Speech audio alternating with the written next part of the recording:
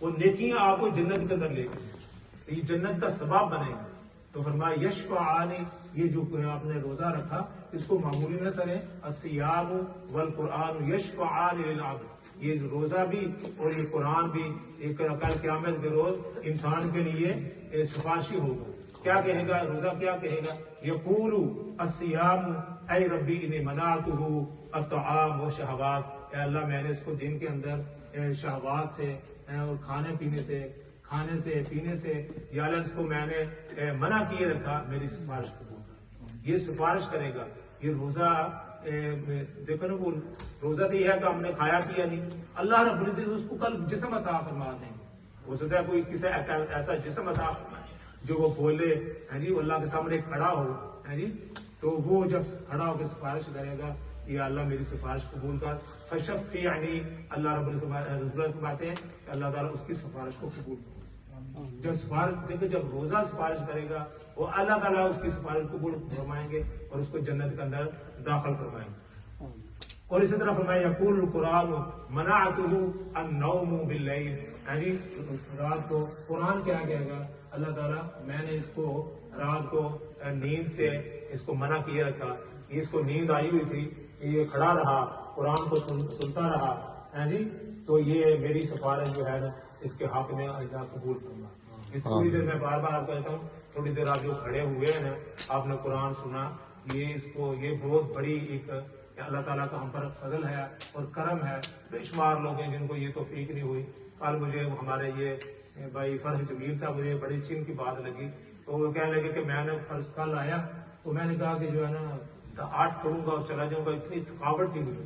लेकिन मैंने वो आपका बेटा यहाँ वो 8-10 साल का यहाँ खड़ा होता है शयान, कहते जब मैंने उसको देखा कि ये पूरी तरह भी यहाँ खड़ा और बिल्कुल हिलता जुलता नहीं, तो जब इसको मैंने देखा ना तो मुझे इनकरेज हुआ कि यह छोटा सा बच्चा है, ये खड़ा होता तो मैं क्यों नहीं खड़ा हो सकता। फिर मैं फिर 20 पढ़ कर गया, उस बच्चे को देखकर, उस बच्चे को शौक और ज़ौक़ हो, उसने पूरी तरह वहां खड़ा होता है, पानी से पीता रहता है, लेकिन पूरी तरह भी अपने आराम से किसी तरह शरारत नहीं करता और पूरी तरह भी पढ़ के जाता। आज तो नहीं आया, लेकिन यह है कि वो बाकी तरावी में आता रहा।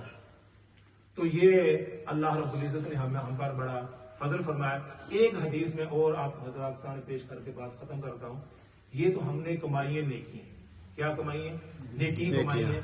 अब इन नेकियों को संभाल के देखो, ये मैं पिछली दफा भी कहा, नेकी तो कमाल ही, नेकी करनी भी आसान है, लेकिन नेकी को बचाना बड़ा मुश्किल। जैसे कहते हैं तो भाई माल दौलत कमानी ये आसान है, आसान तो नहीं होती, लेकिन कहते हैं उसको बचाना ज्यादा मुश्किल है।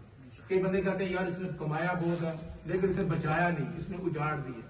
तो नेकियां जो हैं, हमने जो कमाई है, रोजे रखे हैं, कुरान सुना है, अब इनको बचाना भी, क्योंकि ये खत्म हो जाती है, ये डिलीट हो जाती है, ये खत्म भी हो जाती है। रोजे भी रखे, अपना तरावी भी पढ़ी, कुरान भी सुना और सबका खैरात भी किया, और ये डिलीट हो जाती है। जिस तरह इसको सेव ना करो, ये एक अपना कंप्यूटर होता है कि वो जो सब बच्चे जानते हैं, वो जब लिख कर तो उसको सेव करना पड़ता है, अगर सेव ना करें वो खत्म हो जाते हैं। मैं भी कोई मोबाइल पर लिखता रहता हूँ आर्टिकल भी, वो बाज ऐसा था कि मैं भूल जाता हूँ, वो थोड़ी देर बाद देखता हूँ तो वो सारा गायब हो जाता है। तो इसका इतना अफसोस होता है कि मैंने 2 सफ़े लिखे थे, वो कहाँ गए। तो सेव आजकल तो समझना आसान है कि इन नेकियों को सेव भी करना है। सेव क्या मतलब है? रसूलुल्लाह सल्लल्लाहु अलैहि वसल्लम ने अबू हुरैरा रज़ियल्लाहु ताला अन्हु, ध्यान से जरा सुनना, रसूलुल्लाह सल्लल्लाहु अलैहि वसल्लम ने सहाबा से पूछा, क्या पूछा? अतदरूना मल मुफलिस, आपको पता है कि मुफलिस आदमी कौन है? जिसके पास पैसा ना हो, है जी, जो कंगाल किस्म का हो। रसूलुल्लाह सल्लल्लाहु अलैहि वसल्लम ने ये पूछा, मल मुफलिस, क़ालू मल मुफलिसु फीना मल्ला दिरहम वला मता। सहाबा ने जिस तरह हम समझते हैं मुफलिस आदमी, कंगाल आदमी वो जिसके पैसे ना हो, माल। सहाबा ने भी यही समझा, या रसूलुल्लाह जिसके पास दिनार ना हो, जिसके पास माल मता ना हो, वो तो मुफलिस आदमी होता है। रसूलुल्लाह सल्लल्लाहु अलैहि वसल्लम क़ाल इन्नल मुफलिसा मिन उम्मती मैं याती यौमल क़ियामा, मेरी उम्मत का मुफलिस आदमी वो है, ये याद रखना, याती यौमल क़ियामती बिसलातिन व सियामिन व ज़कातिन, मेरी उम्मत का मुफलिस वो है जो कल क़यामत के रोज रोजे लेकर आएगा, नमाजें लेकर आएगा, ज़कात लेकर आएगा। ज़ाहिर बात है लेकर तो जाएंगे, ये जो पढ़ी हैं ये जब लेकर जाएंगे वो क्या होगा? ये अति वक़्त शतम हाज़ा, किसी को गाली दी होगी, अब काम या अब डिलीट होनी शुरू होगी। वक़द शतम हाजा वक़ज़फ़ हाजा, किसी को गाली दी होगी, किसी को मारा होगा, अब सफा का हाजा, किसी को बिल्कुल कत्ल ही कर दिया होगा, जिस तरह आजकल कत्ल व गारत है।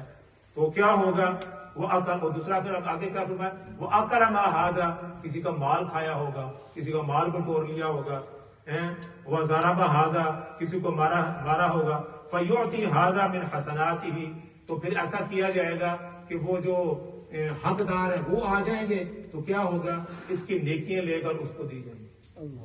आपने जो नमाजें पढ़ी और जो रोजे रखे, जो रात का खड़े हुए और जो तकलीफें उठाई, तो वो क्या हुआ, वो 1 मिनट के अंदर वो सारी खत्म हो गई। हसनात क्या होगा, फयुती हाजा मिन हसनातिही, उसकी वो नेकियां लेकर उस बंदे को दी जाएंगी। जो आएगा, जो आकर कहेगा, या अल्लाह इसने तो मेरे साथ ये जुल्म किया था, मेरा माल खाया था, मेरी जिसने मुझे मारा था, हाँ जी, और मुझे गाली दी थी, शतम हाजा, शतम कहते हैं गाली को, इसने मुझे गाली दी थी।